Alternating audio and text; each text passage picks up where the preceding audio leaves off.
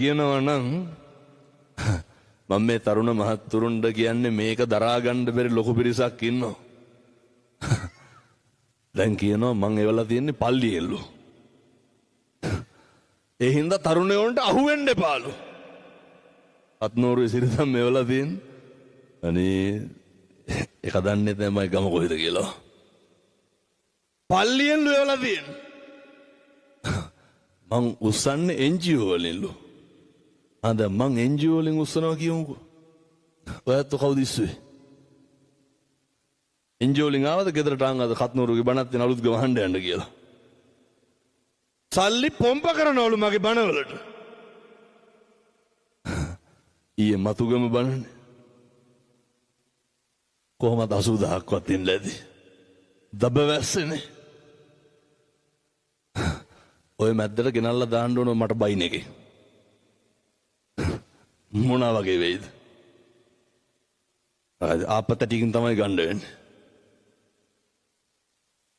මිනිස්සු දොහොත් මුදුන් දීගෙන සාදුකාර තියාගෙන බුද්ධා ලම්බන ප්‍රීතියෙන් සම්බුද්ධ ශාසනයට තියෙන ආශ්චර්යයට ධර්මයේ තියෙන හාස්කමට සිවුරට තියෙන ආදරයට පින්නතුනි ජානෙන් ජන්මෙන් පුරුද්දෙන් එන බෞද්ධකමට හැරවෙන මොකේද? ධර්මයේ ගුණ කියන තැන උගන්වනවා සන්දිට්ඨිකෝ. ධර්මයේ ගුණ සාන්දෘෂ්ටිකයි. ඒක තමයි ඔය පේන්න තියෙන්නේ. වෙන මොකේද? ඇත්තොන්ට සල්ලි දුන්නද බණහන්න යන්න කියලා. මතක තියාගන්න. ඔය සල්ලි දීලා කියමුකෝ. දීලා හරි කවන්නේ පින්නතුනි කුඩු ගානක නවත්තනවා නම් එච්චරයි. මේක පල්ලියෙන් නෙමෙයිනේ. අපායෙන් හරි කමක් නැහැ. ඒවලා මේකට හොඳක් වෙනවා නම් මොකද වෙන්නේ? ඒ නිසා අපේ තරුණ මහත්තුරු දැනගන්න. මේ ධර්මයේ හාස්කම කොච්චරද කියනවනම් අර පෙති විකුණන කොල්ලෙක් කියනවා මන් නැවතුවලු.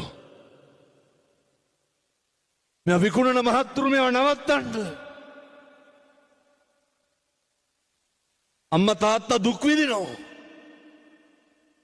ධර්මයේ හාස්කම කොච්චරද කියනවනම් සත්තයි අලුත්ගම වෙනස් වෙනවා පින්නතුනි. එහෙනම් බුදුබණ බොරු වෙන්න එපයි. මොරටුවේ පැටියා කියනවා ඒ කොල්ල කුඩු වික්කේ. අය විකුණන්නේ මං හවද නඩුවලට සල්ලි කොහෙන්ද? දරුවට ගෙවන්න සල්ලි එපේ. රස්සා කරලා ගෙවන්නයි. හාමුදුරනේ මං ඇතුළට යනවලු. බලන්න. මට දුක හිතුණා පින්නතුනේ. මං ඇතුළට යනවලු. මං වෙයි.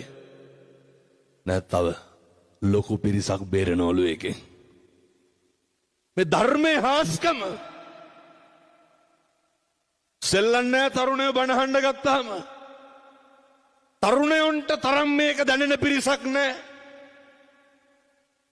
කොල්ලෝ ධර්මයට අනුව ජීවත් වෙන්නේ හිරගෙවල් වල වුණත් ගිහිල්ලා ලෑස්ති වෙලා පෝරකේ බාධාවක් කරගන්නේ ධර්මයට අනුව ජීවත් වෙන්න. කොල්ලා කියනවා හිරේ ගියත් කමක් නැහැ අනික් කෙවුම් බේරෙනවලු. බලන්න. සත්තයි මේවා විකුණන මිනිස්සු මේවා නවත්තනවා. මේ ගෙයක් ගානේ අම්මා තාත්තා සතුටින් ඉන්න ඕනේ. පින්නතුනි මෙව්ව හදාගන්න නැතුව කොහොමද අපි නිවන් දකින්නේ? ජරාව ව්‍යාධිය මරණය ගැන පන්සල් වල එක්කහුව වෙලා බණ කියන්න කලින් පන්සලේ පින්කටේ පරිස්සම් කරිය හැකිද? පැන්කෙන්ඩිය පරිස්සම් කරිය හොරකම් කරනවා. පිත්තල බුදු පිළිමයක් තිබ්බ හැකිද?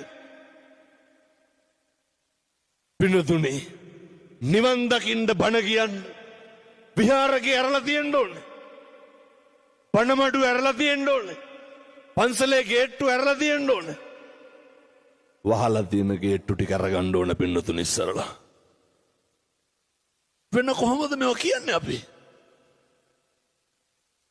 මිනිස්සුන්ට නිදහසේ රැක් දවාලක් නැතුව පන්සල් එන්න තියෙන්න ඕනේ. අම්මට තාත්තට සනසීමෙන් මැරෙන්න පරිසරයක් තියෙන්න ඕන. දරුවන්ට අපේ තරුණයන්ට මේ පන්සිල් ටිකවත් ගන්න හොඳ සිහියක් තියෙන්න එපයි. බුදුවරු උගන්වන්නේ විනයෝච සුසික්කිතෝ. හොඳ විනයක් තියෙන්න ඕන. හොඳ ශිල්ප ශාස්ත්‍රීය අවබෝධයක් තියෙන්න ඕන. එනිසා මතක තියාගන්න. මේවා හදන්න නම් අර ගිල්ල ගන්න විනාශ වෙන ඒවා සේරම නවතින්න ඕනේ. මම ඔය අපේ තාත්තලාට කියන්නේ තරුණ මහත්තුරුන්ට කියන්නේ බොහෝම පුංචි කාලය තුල හෙට ඉඳන්වත් හැදෙන්න හැම තැනකදීම කරන යෝජනාවක් තියෙනවා. පින්නතුනි ඔය මම මේක මෙහෙත් කියනවා දැන් මේක ඉවරලා දැන් කළුතර බණ දුවේ පන්සලේ කතා කරලා කියනවා දැන් පටන් ගමුලු. ඇයි පිරිලා ඇත්ත හිතන්නකො දැන් ඉඳගෙන ඉන්න අම්මලා තාත්තලා වැත්තන තව ටිකකින් නැගිටිනවනේ. මිනිස්සුන්ට බණ අහන්න ඕන පින්නතුනි. මිනිස්සුන්ට නිමෙන්න ඕන. මිනිස්සුන්ට දැනගන්න ඕන හාමුදුරුවනේ හරි මොකද්ද වැරදි මොකද්ද කියලා. මිනිස්සුන්ට දැනගන්න ඕන පව් මොනවාද පින් මොනවාද කියලා. හෙට ඉඳන් ගෙදර අම්මට තාත්තට දරුවන්ටව කිසි කෙනෙකුට මේක ඉතින් හෙට ඉඳන් කරන්න ඕන හොඳ තෝ කියලාවත් කියන්න එපා.